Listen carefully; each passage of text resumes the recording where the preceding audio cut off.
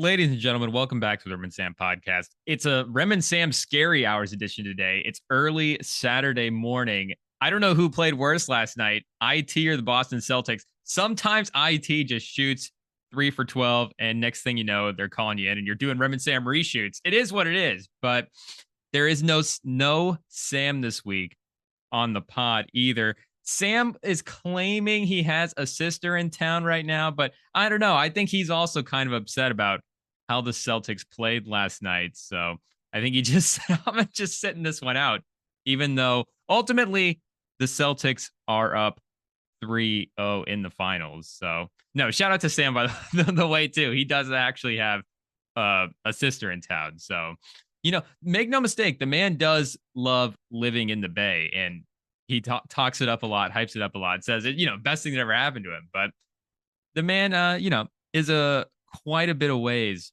away from his family out here with them out in the Midwest. And anytime he has family in town, they are going to be, they're the priority. So again, shout out to our guy, Sam. He'll be back next week.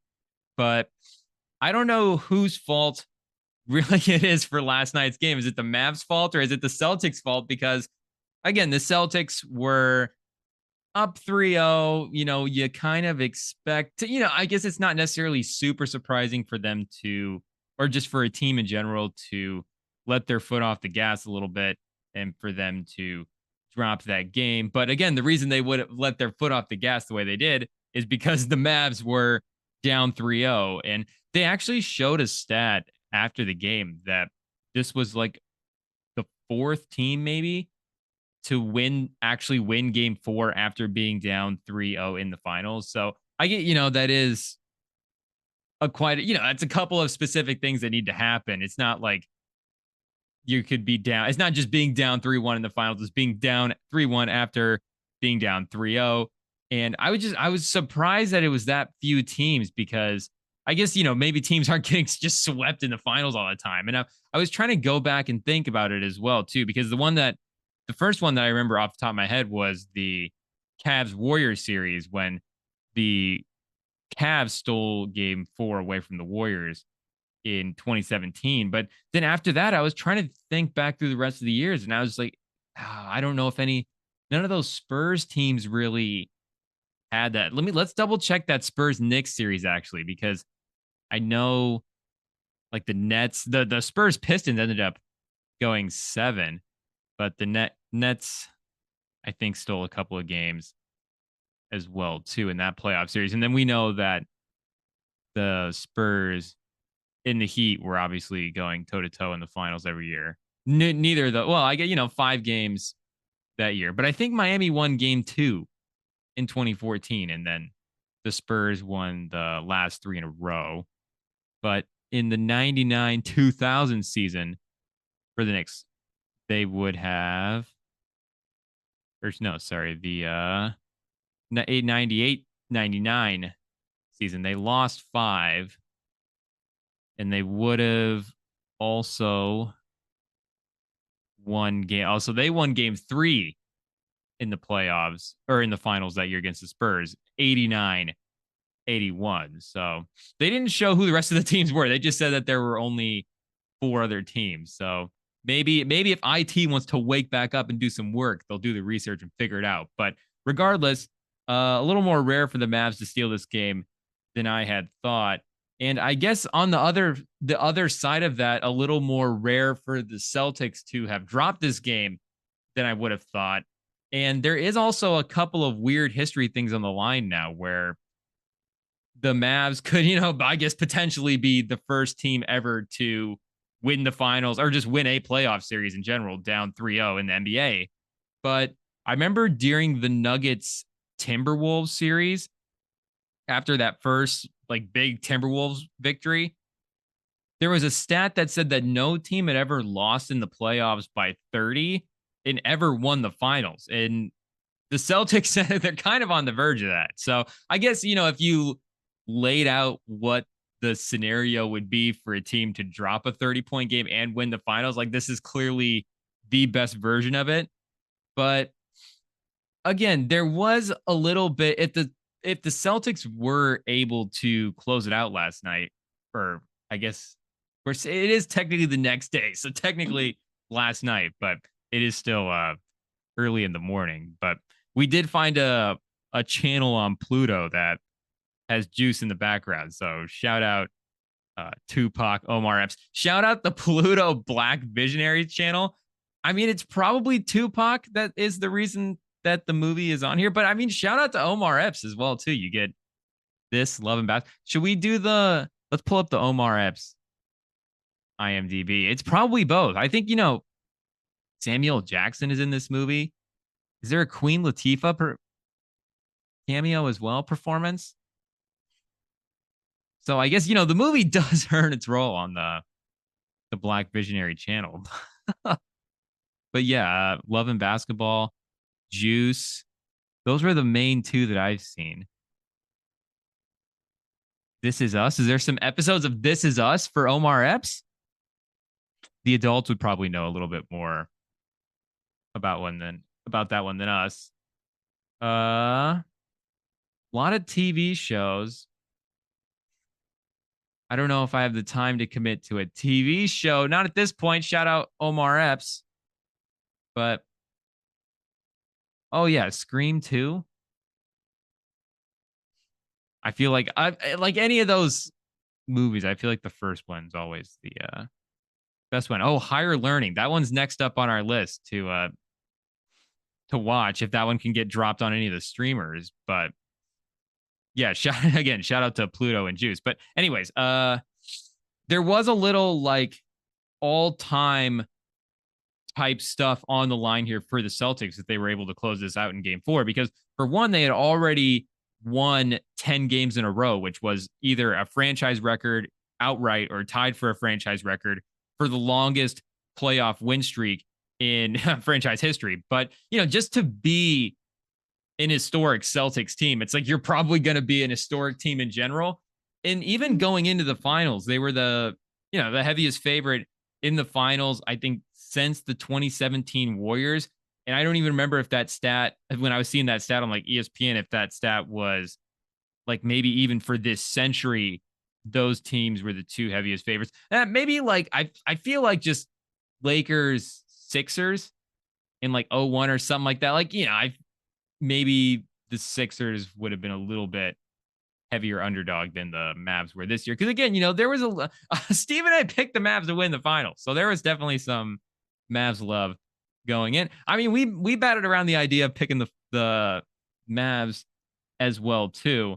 And I do think that, I mean, the Mavs aren't going to look back at this game and go like, we could have done this every game.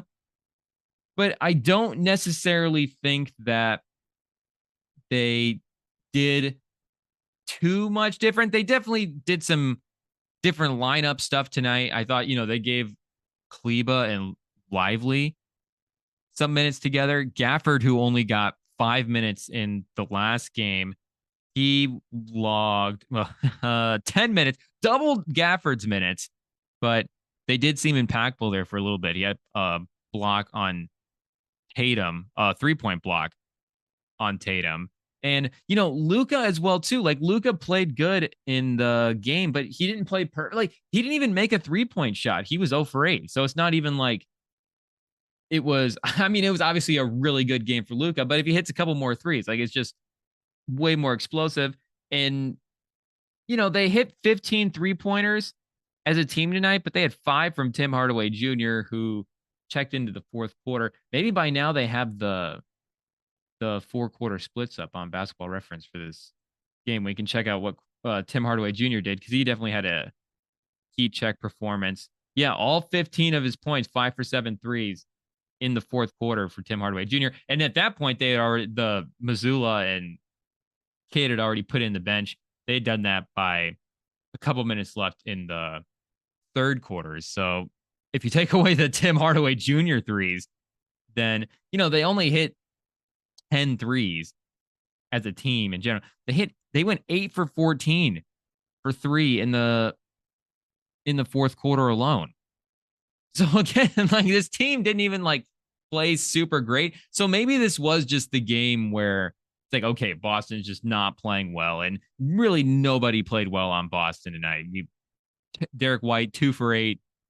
Holiday, 2 for 4. If anything, for the Celtics, well, there's a couple more things for the Celtics, I guess we'll go through. But Holiday, if anything, just not being more aggressive could have been one of the things that maybe could have swung this game a little bit earlier. But 2 for 4 from 3, 4 for 10 from the field. Tatum 4 for 10, Brown 3 for 12, Pritchard 5 for 14, trying to get some shots up late, trying to get the touchback pause for Peyton Pritchard. Sam did. If there's anything we did get right about this series, it was maybe Peyton Pritchard is not going to necessarily play super well after watching him in game 1, but 1 for 6 from a 3-pointer tonight for Pritchard. So again, maybe this was just the bad Celtics shooting game that when you're such a heavy 3-point shooting team, maybe it's impressive that they've even won 10 games in a row and been able to, have that kind of shooting stretch when they're as reliant on the 3-point shot as they are. But, Tatum as well, too, if anything, could have maybe, if he was just like awesome tonight and everybody else, struggled the way they had, I guess the assists wouldn't have been there for him, but the scoring was there for him tonight. Maybe he kind of gets back in front of the finals MVP race a little bit, where you go, okay, this whole time they've run the offense around him. The Mavs have geared everything around him. He was still able to be impactful in games where he wasn't necessarily scoring well. And, eventually was able to, at the end of the finals, where the last game he had 31. And then if we're saying that hypothetically he had scored well tonight, that maybe he puts himself back in that conversation. But, Tatum as well, too, just in this playoff run, it didn't really dawn on me this until like watching the finals, but he is actually the point guard for this team. And that is kind of maybe implied, I guess, with the way that the dialogue around the Celtics and their offense and the way it functions, where again, going to the Tatum conversation, a lot of his importance is, they're able to run everything around him. But, just in my mind, you're looking at the team, Derek White and Drew Holiday are there, and they're both just, insanely talented in their own right. Drew Holiday as well, too. I want to say an all NBA level point guard, but I know it's a very, stacked position in the league right now. So it's hard to get on that team at this moment. But, Derek White and Drew Holiday are an amazing backcourt, an amazing talent at the guard position. But again, just in functionality, Tatum is the point guard for this team. And it was just connecting the dots from this finals to the last finals that they were in, where Tatum as well, didn't shoot the ball for the entirety of that finals, but that game 1 specifically, where they were able to pull out the win, where he had 13 assists in that game. In the other game that they won as well, too, I believe he might have had double digits assists in that game as well, too. So again, just where maybe I have been a little hesitant to give Tatum credit in these big moments, just, when we're talking about comparing all these players, because again, we're going to go into the offseason and Tatum is probably looks like he's going to have the ring here.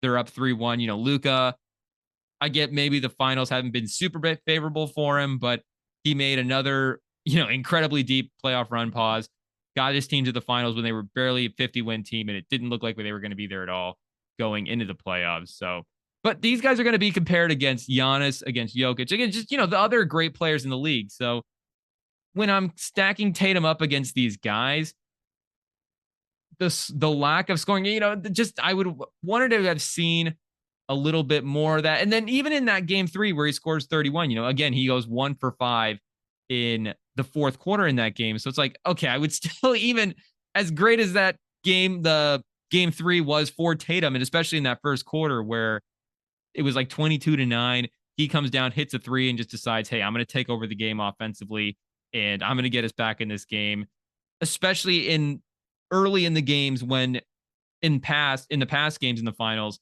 he's been more like, hey, I'm going to get guys involved, and this is going to be my time to start playmaking. I'm not going to start. Like having that sense of the moment and being able to hit the shots and pull his team back in the game was like, okay, on a big stage, this is actually what we want to see from Tatum, and he's actually doing it. But again, that last little piece of like, could you do it in the fourth quarter, buddy, and actually pull through at the end of the game? But hey, if you're going to win the finals, that's why you have a guy like Jaylen Brown as well, too, as a sidekick, and other great players to be able. You need other guys to step up. And in Game 3, they had Jaylen Brown be able to step up as well, too. But again, just even if it's like that hypothetical all-time lineup sort of ordeal, like for me, it's Tatum. That flexibility that he had, that potential versatility, I've always kind of factored into his upside, but now it's really like fully flourishing here. And again, in that kind of like hypothetical lineup thing, I think it's a big deal for him to continue to showcase the playmaking and the defense and all that stuff the way he has. And it just continues to, they're not going to like move this lineup around, but just, if the lineup continues to stay as versatile as it is, it's going to continue to perform this well. But again, I do think the Mavs are going to look at this game and not necessarily go, we could have done this. But,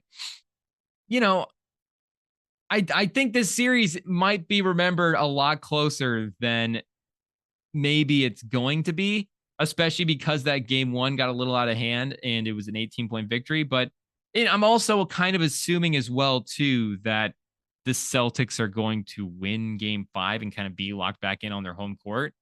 But, who knows what's going to happen in Game 5. And now in the last 3 games here as well, too, we've got, that Game 2 was a 7-point game. Game 3, 7-point game. It was a 3-point game when Doncic fouled out with a couple minutes left to go. And even still, the Mavs hung around a little bit. It was kind of obvious that, it's like they're not going to win this game without Doncic. But again, they hung around. And then in Game 3, they killed the Celtics, who didn't shoot the ball well. And maybe the score is worse than it looks. But that's 3 games in a row where the Mavs have either been competitive or been the superior team. So I don't think this series, if it's let's say it does end in 5 on Monday. Is that game on Monday? It's not a Sunday game. So they have give them an extra day for the travel. But if the series does end on Monday for Boston, then, it's going to be 5. Boston took care of business. And maybe they do another 20-point victory.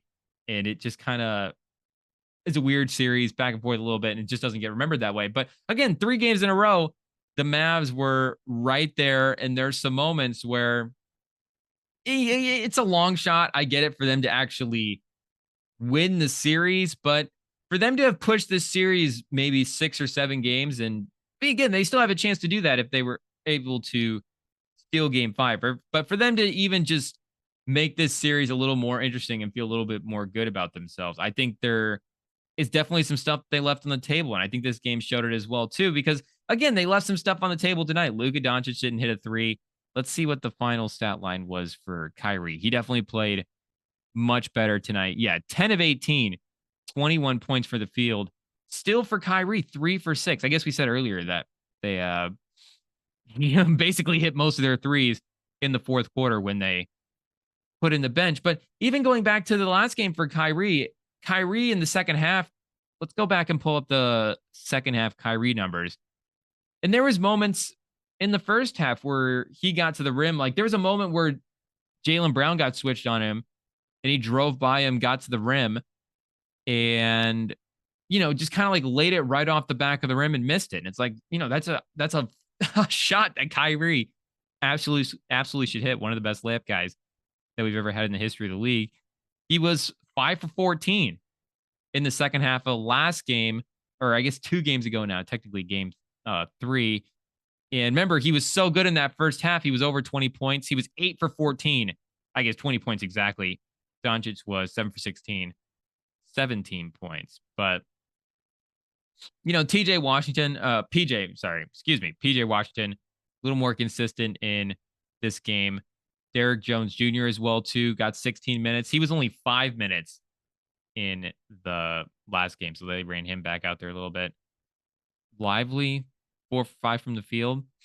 Just a pretty balanced performance from all the role guys. And again, it was just a majority of the Celtics not shooting well. But I do think that this is, an important series for Luka, not just him having finals experience, but I do think that, we all assume that Luka is talented enough to get back to the finals. I'll put it that way. We all assume Luka is the ability as a player to lead a team back to the finals. Whether or not the Mavs as a team get the role player heat check that they do, whether or not they continue to get better in the offseason, how the Kyrie and Doncic combo continues to work together in the future. I get all of those other questions, serious basketball questions that you need to have go right for you to stack up to the finals. Will those things go right for Luka on the Mavs again? I don't know. But yeah, I think we could all agree that Luka has the talent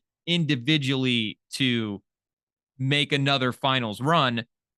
But the one thing with Luka that's always kind of been a thing with him as a player, and honestly, the one thing that I have seen in this playoff run that has been the separating thing has just been that mental locked inness from not just your stars, but you need it from, everybody on the team from 1 through 12. And maybe those are just things where, again, as me and Sam, younger basketball fans, the more and more basketball we watch, maybe these little things you pick up on and they become more noticeable. But, even like that Nuggets Timberwolves series, that series, the Timberwolves, you're going to look back and look at that series and go, they definitely were able to take care of the Nuggets a little more handily than we thought, looking back at some of those scores. But there's going to be, if you go back and look at the games, Jamal Murray, I get, again, it's all tough defense and all that stuff, but Kyrie was able to do things against the Timberwolves defense. And I think,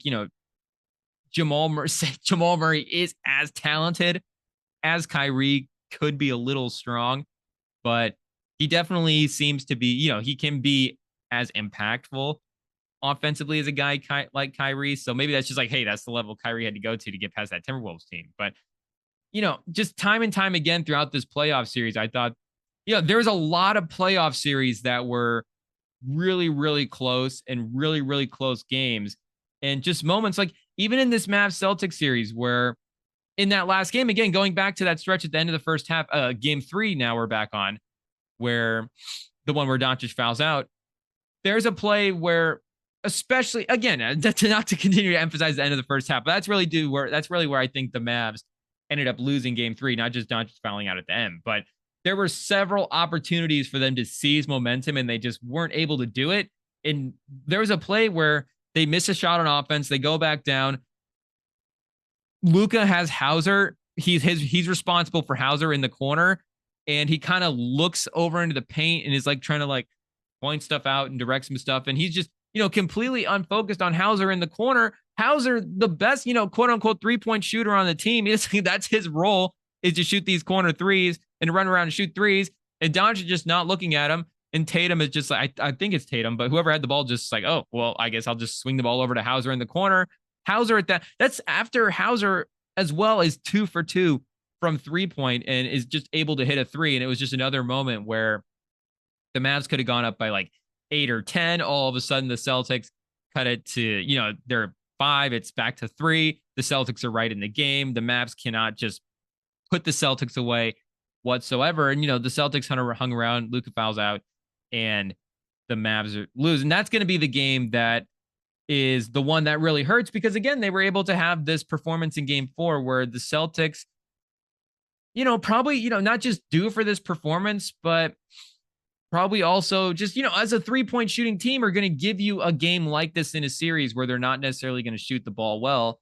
And this series probably could be 2-2. Winning those 2 in Boston could be tough. Again, that game 1's kind of a wash with how Porzingis was able to play. But yeah, again, especially with that Porzingis injury, just what he was able to provide for them offensively and defensively as well, too. His rim protection, I think, again, with the 3-point shooting of the Mavs tonight, not necessarily being there for the majority of the game, I think the rim protection that Porzingis brought was definitely highlighted as well, too. But just where it's like, okay, he's just going to hit every shot on any player 6'6" and under. It doesn't matter. And every shot, too, is just going to be from like 15 to 17 feet. and there's going to be like 4 pump fakes before every jump shot, but it doesn't matter. It's still going to go in anyways. Porzingis is just going to be automatic, and to not have that. The Mavs are, again, like a couple of haymakers away from being in the fight, and it did not seem like they were locked in that way. So I do think that this is going to be an important series for Luka, where, again, it's not just, I guess the defensive stuff is one of the big questions that we've had with Luka is, can he just consistently be locked in like that for 4 rounds of the playoffs? And, I think, it showcased itself in other ways as well, too. I think he was able to be in pretty good shape for this playoff run for the most part. Just quickly thinking back on it, I don't necessarily think that was an issue for him, but it has been an issue in the past, and there just has been these little things where it's like, okay, can Luka just put 100% of the pieces of the puzzle together? Because I do think with the super team era and just having these really stacked teams, I don't want to say you didn't have to play perfect basketball, but you just have so many good players when you're the Warriors and you have Steph and Durant. You're just able to get away with a little bit more, but then also the basketball itself for the guys on the court becomes just so much easier. So they're playing so much easier, much more free, and they're just much more likely to all have good performances as well, too. So I feel like, the Nuggets watching their run, and again, I feel like we thought that the Nuggets were maybe that team. So I was still kind of in the mindset of, oh, there's still this big bad opponent in the league that teams have to get over. But I don't necessarily know if that is the case at this point. This is definitely something that we'll have to discuss with Sam the next time he jumps on. But, I don't necessarily know if there is that big bad opponent in the league right now. I do think that Nuggets and Celtics, probably the top 2, maybe 2 of the top 3 teams that we'll save a mystery spot for whatever happens in the offseason. But, I still think that with Jokic and with the Celtics in the East, there's still definite favorites, but I don't think it's mentally as, maybe for these teams, but definitely as a fan, it's not mentally like, oh, the Nuggets are just this penetrable team. And it is going to require now, I think, I don't know if it's really just going to be this way going forward in the modern NBA with how the teams have to be constructed, especially with the new salary cap rules. But just the mental perfection, again, you have to have for 4 rounds of the playoffs is really on display. And again, where we thought the Nuggets were that big bad team, it's like, no, last year they were just the most locked in team. And yeah, maybe again, like we're saying, still with Jokic, the team most likely to win the West at this point, I still think. But again, not that big bad, and a team that still had to show up 4 rounds. And just at the end of games last year, they were perfect. And if the game is close and they're hanging around, that their execution and Jokic and Murray, and they're going to be able to pull it out. And they could also lock in as well defensively too with Gordon and Kentavious Caldwell-Pope. And the Bruce Brown addition in terms of winning the title cannot be underrated as well too. And, they had some good Christian Braun minutes in there as well. But, the Nuggets were super locked in. And, the Kawhi title was a little weird because you got, again, the Warriors that season, all of the Warriors get hurt. And then Steph and Clay and Draymond, when they play the Celtics, at that point, it's a little bit of a different team, but that big 3 has so much history together that they still kind of bear that super team label a little bit, just because it's that specific big 3 that was a super team for so long. Even though I get this, the Celtics probably could have been competitive in that series. And you get the Giannis Phoenix Suns title as well too. It's just kind of like a couple of one-off teams, maybe similar to this year, even though the Celtics might not necessarily be a one-off team. But the Luka locked, and there is a couple other Luka questions as well too that I want to bring up with Sam. But I do think that this is for a guy as clearly as talented as Luka, and a guy that's there is a handful of guys in the league that's like, this guy's going to be talented enough every year to have this guy in the mix. their team in the mix. Luka is one of those guys. And for him to be, on defense and just these little things, it's like, no, you're going to have to be locked in every possession to win the finals. Just the competitiveness in the league as well right now too. Perfection is required. And I think this is going to be a good lesson for Luka Doncic, but I don't know if we're overreacting to a 40-point blowout. I guess not 40 points quite. The Celtics were able to cut it to 38 by the end. But yeah, I do think also that the Celtics maybe a little bit kind of wanted to close this out on their home court. And I might respect it a little bit as well too, if they were just secretly like, maybe see what's like worse than secretly, subconsciously, like the level below secretly, if they were just all subconsciously like, yeah, we kind of want to win this one on our home court. Did they win the last title on their home court? I forget. I feel like they might have won that 08 title in LA, because did that go 7, that series? 66-16 that year. They won in 6, and they did end up winning. Yeah, that's right, because you get Kevin Garnett. He kissed the logo. Anything is possible. Iconic moment. How could you forget? So do we need to do a quick power rankings of who's most likely to kiss the logo if they win the title? This team doesn't necessarily have a Kevin Garnett, like super crazy personality like that, because if they still had Marcus Smart definitely number 1 pick, kiss the logo, anything is possible type player. But with this team, Tatum, he's a chill dude. Brown is a chill guy. Holiday. I could see Derek White giving, a soft peck to the logo. Maybe not quite in anything is possible type moment, but Derek White making out with the logo is definitely possible. Porzingis as well too, just the international guys. We know that, Europe love, it's very strong over there. So I wouldn't be surprised if we saw Porzingis kiss the logo as well too. Maybe just because of where Horford is at in his career, 38. He's been around for so long. It's cool, storied career for our guy Al Horford. Maybe it's just all the buildup of a long career deserves a logo kiss for Al Horford. A sleeper candidate. I feel like he would maybe have 20 to 31 odds, but maybe not a bad bet for an Al Horford logo kiss. I guess maybe the role guys as well too. Any of the bench guys, like a Pritchard. Pritchard is a very competitive guy. Oregon kid as well too. Like a slap the defense on floor guy. So anybody that slaps the defense, slaps the floor on defense. Anybody that slaps on defense too as well. But anybody that slaps the floor on defense probably has a pretty good chance of kissing the logo. I don't know if do we even count like a Xavier Tillman, Luke Cornett type logo? Because I guess Xavier Tillman, maybe in game 3, earned his minutes. He played really well in absence of Porzingis. So maybe it is deserved if we get a Xavier Tillman logo kiss. But I don't think there was too much else to take away from a 38-point poor Celtics shooting performance.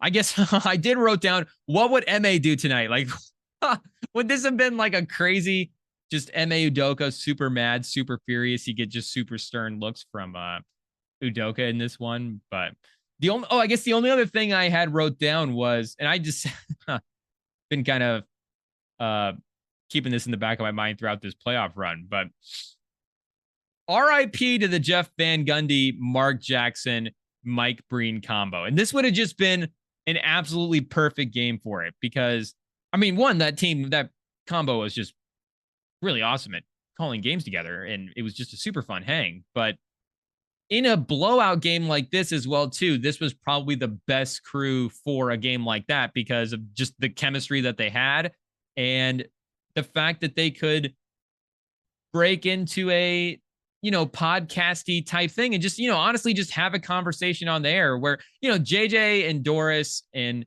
just two great basketball minds. And especially now that media personality are doing more long form stuff, it's not like for those guys to jump into a long form basketball conversation ish, type thing in a blowout scenario is necessarily a struggle for those two. But again, just the chemistry and the combination of those three. And that was my childhood as well, too. There was basically not a finals that I can remember that Jeff Van Gundy and Mark Jackson didn't call. Let's see when Jeff Van Gundy got to ESPN, because Mark Jackson obviously would have got there after the Warriors final. So I guess I'm wrong. There is finals that I've watched that Mark Jackson was not a part of, but I'm thinking mostly of Van Gundy as well, which rumored apparently at this point to be wanted by the Clippers as an assistant coach. And he has gotten back into basketball since leaving ESPN.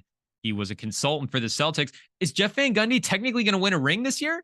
Shout out to our guy, Jeff Van Gundy. I didn't even think about that. But yeah, a consultant on the Celtics, and is now being tempted with an offer to join the Clippers staff, which if they get Van Gundy would be just a great addition to the team. But also the Clippers clearly an organization that people want to work for. I mean, they keep Tyronn Lue. If they're able to get Jeff Van Gundy, pull him over, they've always seemed to be, a workplace destination for these professionals. And it's kind of especially if they're able to get Van Gundy, is it kind of a bad look for the star players to be like, why do all of these coaches and front office personnel and people want to come work for the Clippers? And for some reason, the players don't want to show up for work every day. Maybe, I don't know, maybe for some reason, the money that the Clippers are pouring into the coaching in the front office is not translating to a desirable environment. I don't know. I'm not there.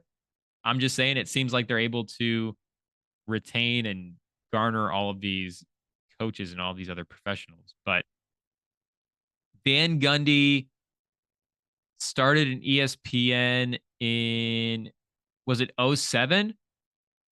After leaving the Rockets job. And it looks like, yeah, okay. So he started guesting for ESPN, it looks like in 07, and then eventually soon after became a regular. So yeah, I would have been pretty young at that point. I wouldn't necessarily have been super locked in on who the color guys were. I would have been like really early starting to, those pieces of the puzzle would have just started coming into play at that point. And then Mark Jackson, let's see when he got over to because did he have an ESPN run before the Warriors as well too? I think he might have done the Grover Cleveland ESPN run where he was at ESPN, then left, and then returned. So yeah, he was there on 2014. He was with the Yes Network in 2008. And then he quit apparently because of coaching rumors that he was going to take over the Knicks. And then apparently Mark Jackson said that's not true. And he would rather, it was commuting based. Apparently Mark Jackson didn't want to make the drive to the Yes Network. I don't know, but Mark Jackson somehow ends up on ESPN with Van Gundy, and the run, as we know, came to an end last year. And again, shout out to JJ Redick and Dorsberg. It's not like they haven't done a fantastic job doing these games. It has honestly been a great crew. I've really enjoyed it. Dorsberg is phenomenal calling these games, and JJ Redick as a third guy and just being able to drop basketball knowledge is definitely done a good job of that as well too. There's also some intricacies of just being a play-by-play guy, being in that role. I get that as a first-year guy, there's going to be, a learning curve. But I think as a first-year guy, he's done about as good as anybody could have asked for, especially just inserting him into a high-profile position, putting him right on the A team. But again, just nostalgic for that Van Gundy, Mark Jackson crew. And this would have been a great game for it. They couldn't even have given those guys like an alternate broadcast. Just, hey, do you guys want to just take I get maybe they go, okay, the books have gotten a little out of control at this point, but can we take a step back and just have you guys do an alt cast?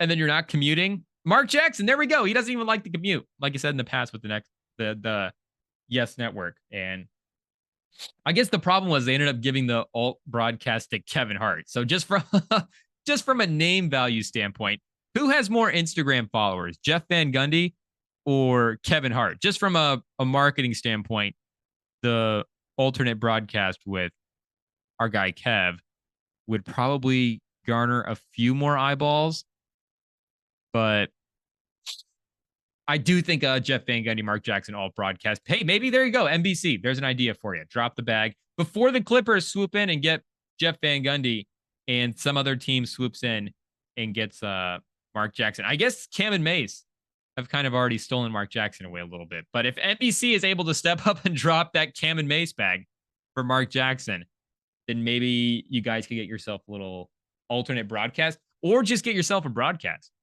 in general. Who knows? Those two guys are still sitting out there, but we will see. Let's look up the odds real quick for game 5 and see what we've got, because I do think the Celtics were secretly like, hey, we've got this team's number and we can close them out in game 5. Whether or not that's the right approach and whether or not that is true will remain to be seen. But Dallas plus 6.5 going into game 5.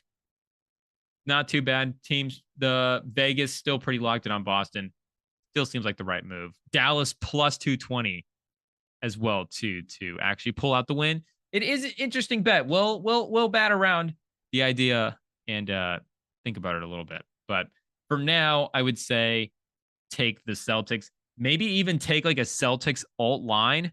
Do they have alt lines out at this point? Like a Celtics blowout? A Celtics double-digit victory?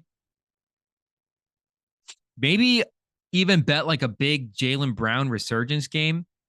Just because, again, he secretly has, not secretly, but, has been arguably the best player on the team. And just, his scoring has been super locked in. His defense, maybe he's the guy that is able to, it doesn't look like that the sports books have up the alt lines yet, but keep an eye on the alt lines as well, too. If there's some juicy odds there, some Celtics double-digit parlays, put in some Tatum Brown resurgence, maybe a Drew Holiday 15 or 20 point parlay. Maybe go to the alt totals for Drew Holiday and go like alt like 17, something like that. Big Drew Holiday game.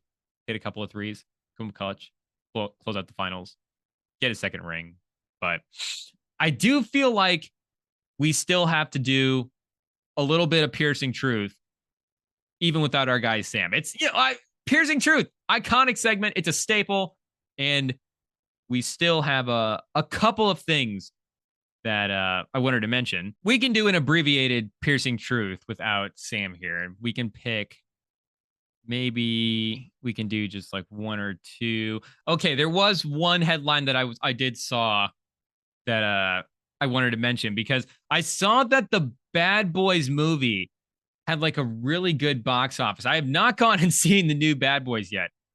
Unfortunately, I am not a part of that box office number, but big box office day for our guy Will Smith. But I was a little, I was definitely watching what that number would be, because was it a month ago now at this point? But the Mad Max movie, Furiosa, if I said that right, did not do well at the box office. And I thought that was a little curious, because there is like this, has been kind of this, I don't know if it's a theory or, a full on talking point or whatever, but there has kind of been this thought that movie stars are, dead in a way. Like just the movie, the old school movie star doesn't exist at the way that it used to, and that people people don't go to see movies for movie stars. They go to see movies for IP and whatever franchise it's going to be part of. And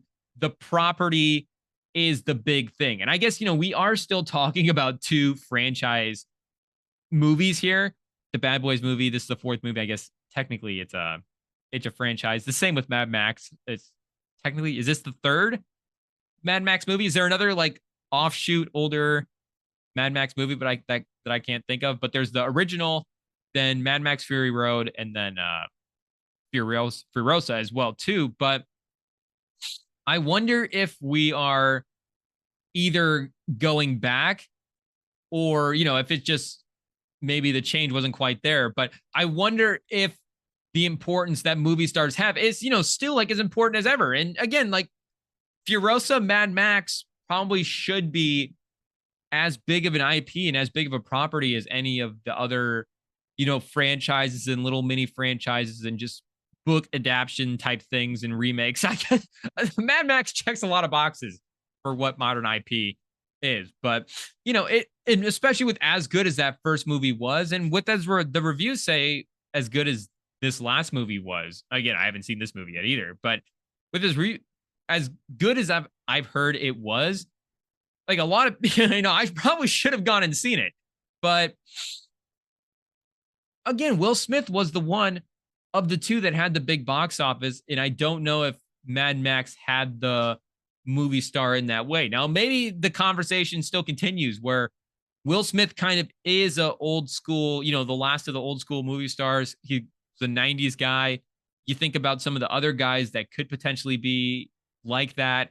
You've got, I'm just off the top, Tom Cruise in those action movie type things would be the other guy that I could think of that you just say you put him in any movie. It doesn't really matter what the property is. It's just like, okay, it's a Tom Cruise movie. People are going to go see it. But, thinking about some of the next generation down too, well, I was going to say, I think Gosling is kind of like that, but the Fall Guy, like we mentioned with Sam, let's double check that box office. Because maybe that wasn't too good as well either. The gross doesn't look like it's too bad. Okay, it says hangs in there at global box office, so maybe not too bad not too good in the domestic, but internationals in terms of the overall number was able to lift the Fall Guy a little bit. But it does look like that Furiosa got beat back when Furiosa got released, got beat by Garfield in looks like the second weekend, but still not losing to Garfield only 2 weekends out is maybe not ideal for our guy George Miller. But I was gonna say Gosling was gonna be in there, but now I might have to reconsider whether or not maybe I'm back in. Maybe old school movie stars are dead, and maybe Will Smith's just the last of the old school movie stars. Because again, I would have assumed Gosling would have been a draw like that, and if we're going again, even the next generation down, Chalamet, like is Chalamet a draw like that? But let's double check the Dune box office and see what happened with Dune. I don't remember at this point. That was December. That was so long ago.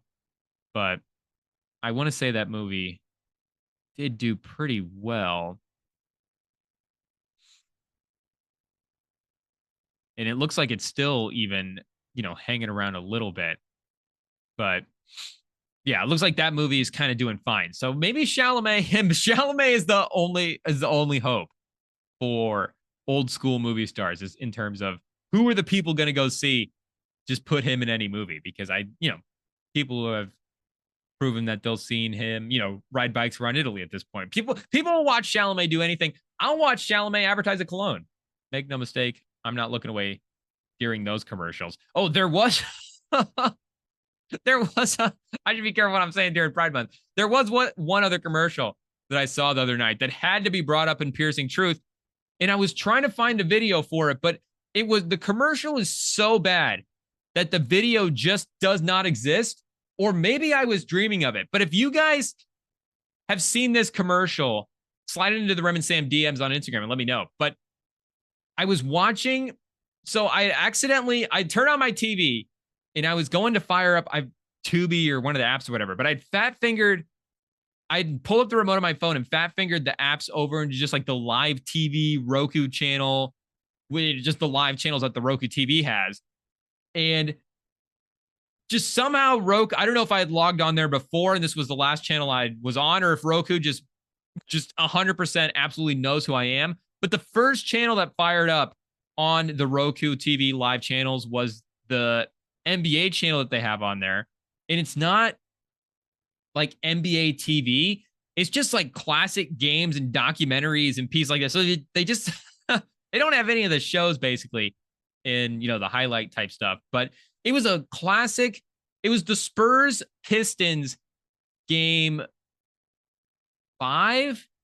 Yeah, because the series was tied 2-2, and the Spurs, I believe, went up 3-2. Let's double check here real quick. It was game 5, or yeah, I don't think it was game 7 because the series was tied and the Spurs didn't win. Yeah, so it was game 5 because the Spurs didn't win the full finals at that point, but they ended up winning the game in overtime.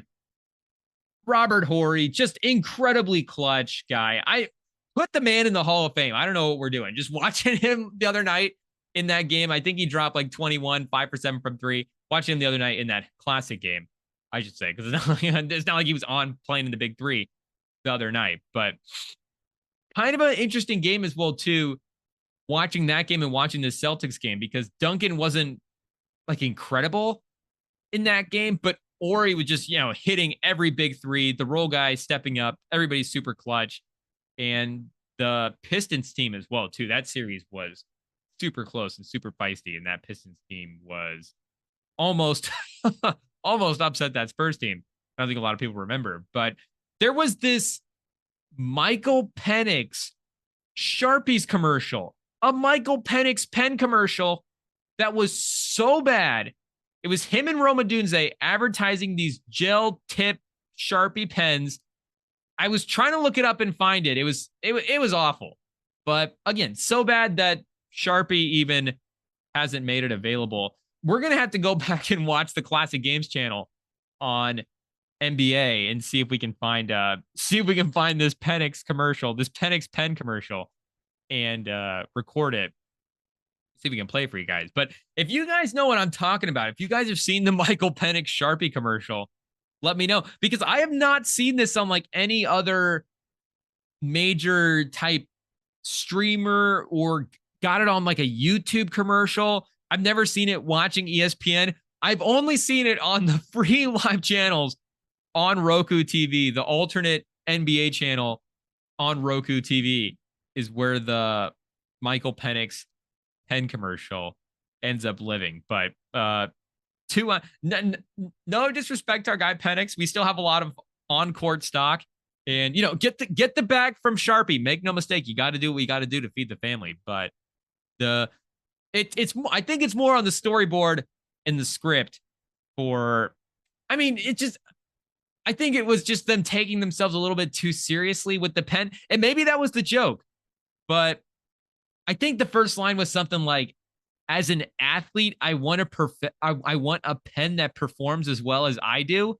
And it's like, okay, I know Sharpie is definitely top of the line when it comes to pens and markers and highlighters and all that. But I mean, I don't know if we're saying that.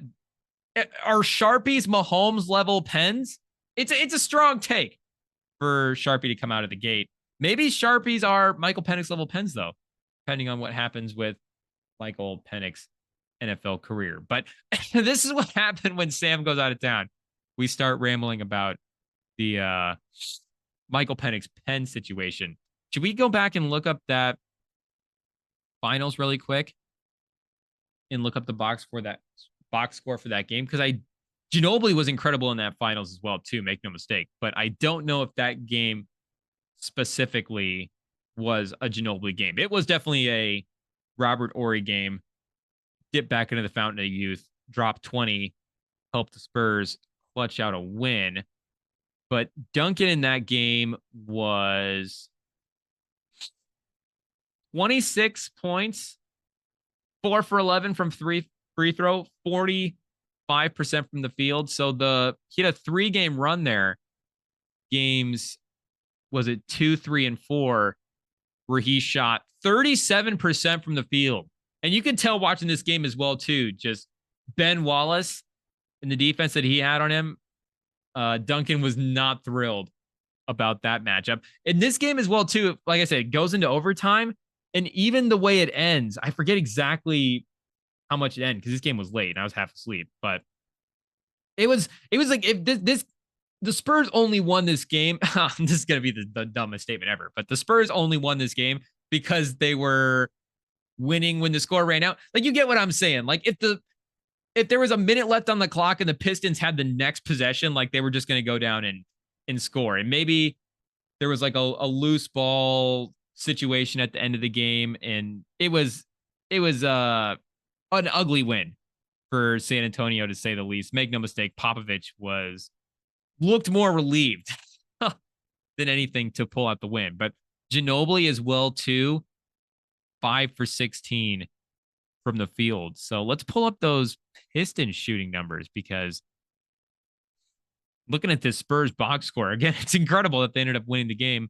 And going back and looking at the finals overall, incredible that they were able to pull this one out, just because, kind of like this Celtics team, that Pistons defense was just really crazy. And that Pistons defense, just eye test watching the little bit that I did. I mean, Ben Wallace is probably a better defender than anybody on the Celtics. I don't know. Ben Wallace versus Drew Holiday is a tough argument. But Ben Wallace was guarding a peak Tim Duncan versus maybe Luka is, like we're saying, 1 or 2 notches away from like absolute peak flamethrower, completely unstoppable, has all the Infinity Stones Luka, because he is one of those players that has all of the Infinity Stones in terms of skill set. Like, he just can do everything. And I guess he's not going to lock in, and he doesn't have like the defense Infinity Stone, but he can be a competent defender. But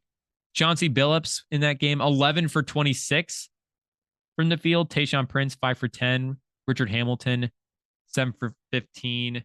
Rasheed Wallace, 6 for 15. Hit a couple of really tough shots where it's like, man, Sheed was really just going toe to toe all these years with Tim Duncan and Shaq and, whoever. Those were in the West in the finals, but in the East as well too, making these Eastern Conference runs every season. So yeah, shout out to the 05 Spurs for pulling out one of the tougher finals.